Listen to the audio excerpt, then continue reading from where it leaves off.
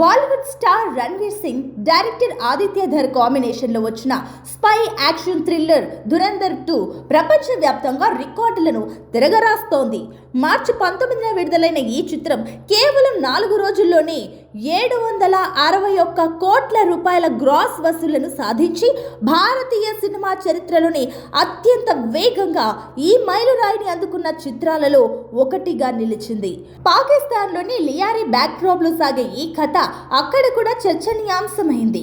ఈ నేపథ్యంలోని కరాచీలోని లియారీ ప్రాంతంలో పోలీసులు ఇండియన్ స్పైల కోసం వెతుకుతున్నారంటూ ఒక వీడియో సోషల్ మీడియాలో విపరీతంగా వైరల్ అవుతోంది. అయితే ఫ్యాక్ట్ చెక్ ప్రకారం ఆ వీడియోకు ఈ సినిమాకు ఎలాంటి సంబంధం లేదు. అది 2025 మధ్యలో కరాచీలో జరిగిన సాధారణ తనిఖీలకు సంబంధించిన పాత వీడియో అని తేలింది.